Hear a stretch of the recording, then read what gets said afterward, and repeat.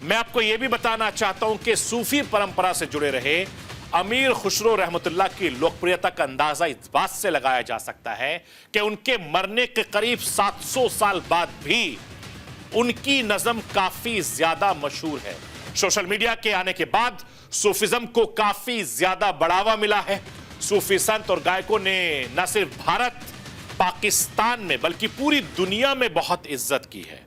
और सूफी गीत संगीत कभी किसी एक धर्म के दायरे में बंधे नहीं रहे हैं, बल्कि हर धर्म के दायरे में इन्हें बराबरी से अपनाया गया है।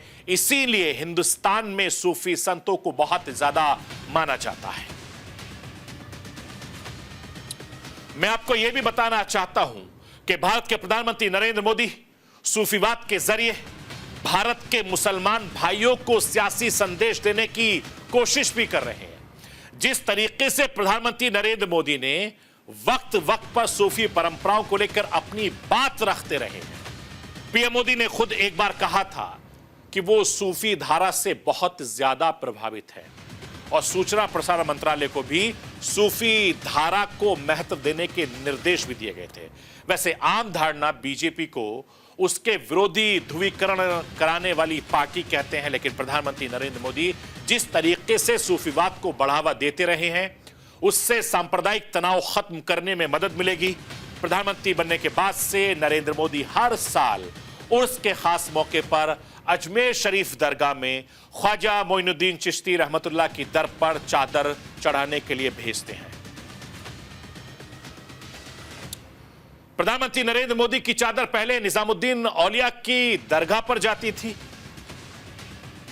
उसके बाद दिल्ली के मेहरौली के हजरत कुतुबुद्दीन बख्तियार काकी रहमतुल्लाह की दरगाह पर जाती है और आखिर में चादर अजमेर शरीफ में ख्वाजा मोइनुद्दीन चिश्ती रहमतुल्लाह की मज़ार पर चढ़ाई जाती है और बड़े धूमधाम से भारतीय जनता पार्टी के नुमाइंदे इस चादर को पेश करते हैं। भारत के प्रधानमंत्रियों की तरफ से अजमेर शरीफ दरगाह में चादर भेजने की पुरानी परंपरा रही है। साल 2014 से प्रधानमंत्री नरेंद्र मोदी उसका लगातार पालन कर रहे हैं। भारत में सूफीवाद की परंपरा को मोइनुद्दीन चिश्ती रहमतुल्लाह ने शुरू किया। इसके अलावा सूफी पंथ के कवि कबीरदास की मज़ार पर सीएम योगी के साथ पीएम मोदी ने भी दौरा किया था। भारतीय जनता पार्टी और आरएसएस हमेशा से ही देश में सूफी परंपराओं को आगे बढ़ाने की बात करते रहे हैं। सूफीवाद धार्मिक कट्टरता को बढ़ावा नहीं देते, बल्कि देश की गंगा जमुनी तहजीब को बढ़ाने का काम सूफीवाद ने किया है। जहां हिंदू मुस्लिम परंपराओं को समागम होता है, यह अमीर खुसरो के वक्त में शुरू हुई थी। इसलिए प्रधानमंत्री नरेंद्र मोदी ने जहां खुसरो महोत्सव में पहुंचकर 20 करोड़ हिंदुस्तानी मुसलमान भाइयों को एक बड़ा पैगाम दिया है।